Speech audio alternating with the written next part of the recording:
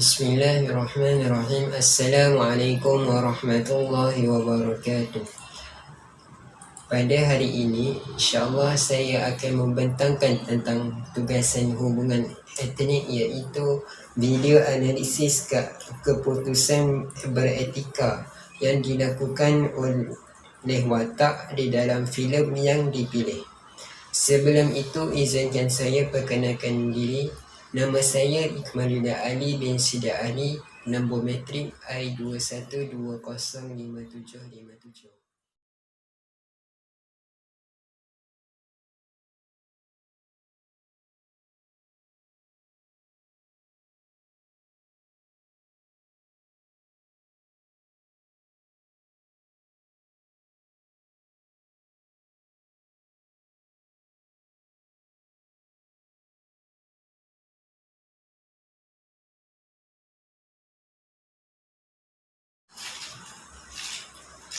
Seterusnya, sinopsis filem.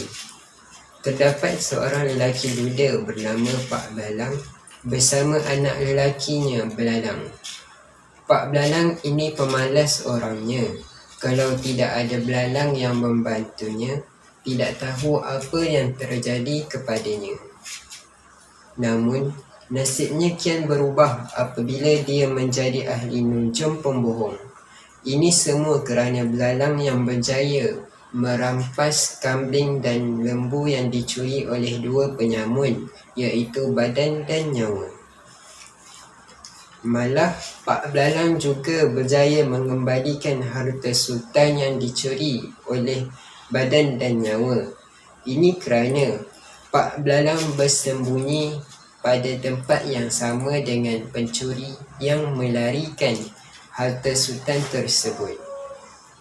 Sejak itu, Pak Belalang semakin masyhur sehinggalah dia menjadi ahli nujum negara. Setelah itu, Sultan Masai datang dan ingin menakluki negeri Beringin secara halus, di samping mahu menguji kepandaian ahli nujum masing-masing. Sultan bersetuju walaupun negeri Beringin menjadi taruhannya. Akhirnya Pak Belalang berjaya menyelamatkan negaranya daripada ditipu dengan soalan pelik yang dikemukakan. Ini kerana soalan bocor yang diketahui oleh Belalang.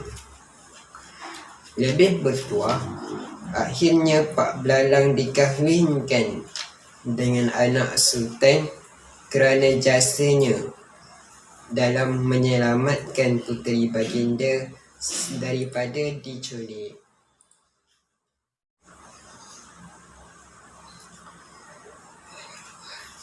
Kemudian watak yang terlibat dalam filem ialah Pak Belalang, Tuan Puteri Si Bujur Sirih, Sultan Syarul Nizam, Permaisuri, Perdana Menteri Negeri Beringin Lendang, Badan Nyawa Sultan Negeri Masai, Ahli Nujum Negeri Masai, Perdana Menteri Negeri Masai, Penghulu Inang, Kacung, Kadak, Buntal, Jambul dan Ketua Penari Ketipang Payung.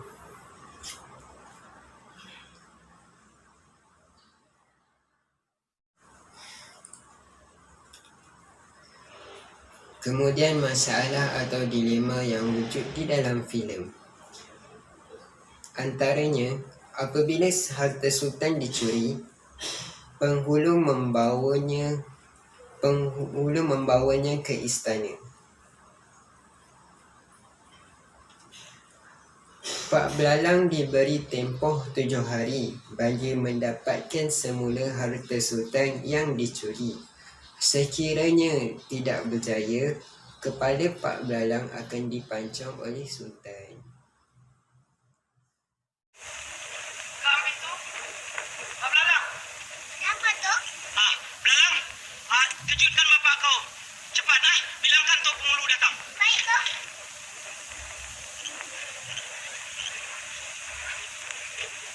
Pak.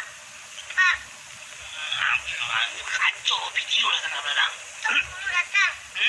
Penghulu Papa bilang Bapak tak ada di rumah lah.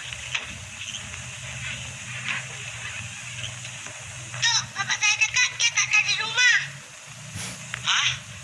Bapak kau cakap dia tak di rumah? Kalau dia tak di rumah bagaimana dia cakap? Dia ada, Tok. Dia sudah bilang dia tak ada. Sudahlah, Belalang. Buka pintu ni. Biar Datuk sendiri gerakkan dia.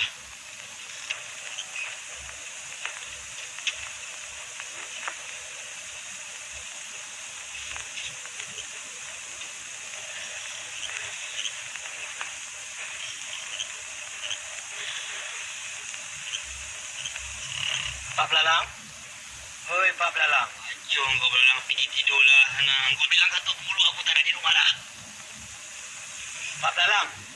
Pak Belalang? Apa ni kan? Bangunlah. Datuk Pulu? Ya. Apa khabar? Belum tidur lagi? Belum. Hamba ni datang ada hajat, Pak Belalang.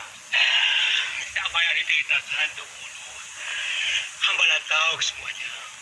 Baguslah. Kalau Pak Belalang dah tahu, marilah kita pergi. Mana?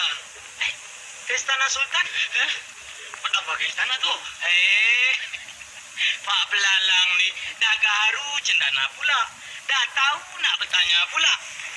Nanti Pak Belalang dapat kurnia daripada Sultan. Hamba pun dapat nama yang baik. Mari. Mana baju? Pakailah baju. Mari. Nak ke mana tu? Ke Istana Sultan. Istana tak boleh masuk malam-malam. Oh, ini titah Sultan tak ada siapa. Jadi Pak Belalang.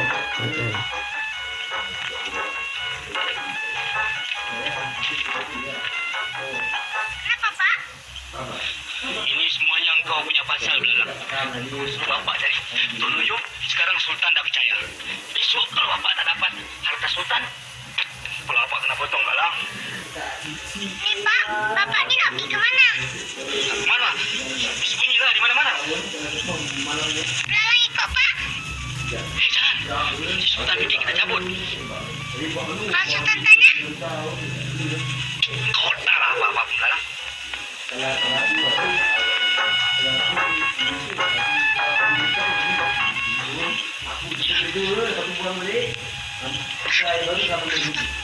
Kalau Bapak nak pergi sendiri, lebih baik Bapak pergi ke Bukit Tunggal.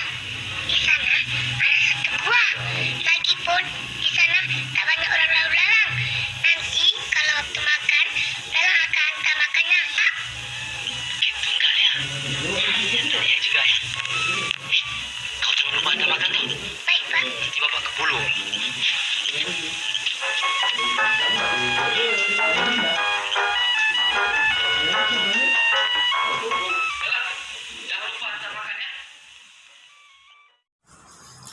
Seterusnya 3 pilihan untuk watak membuat keputusan. Setelah Pak Belalang pulang ke rumahnya, terdapat 3 pilihan, iaitu Pak Belalang menyalahkan Belalang yang mencadangkannya supaya menjadi ahli nujum. Kedua, melarikan diri daripada Sultan sejauh mungkin. Dan ketiga, bersetuju dengan cadangan Belalang agar bersembunyi di Gua Bukit Tunggal.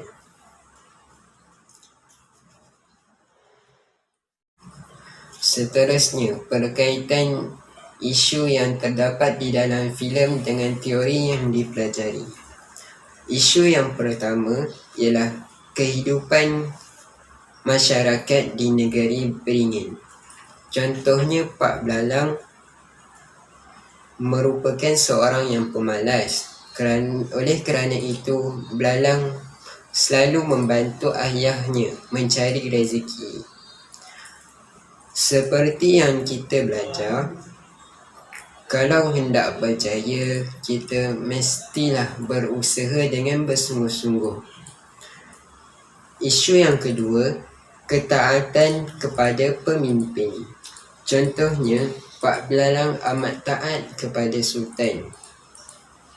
Pak Belalang sentiasa patuh pada arahan Sultan. Seperti yang kita belajar, kita haruslah mentaati pemimpin selagi tidak bertentangan dengan Islam. Isu yang ketiga, masyarakat yang berfikiran positif. Contohnya, kedua-dua pihak amat positif dan yakin akan menang walaupun mereka tidak bijak menaruh negara untuk tujuan kebanggaan. Seperti yang kita belajar, kita haruslah berfikiran positif kerana setiap perkara yang berlaku sudah tentunya ada hikmah.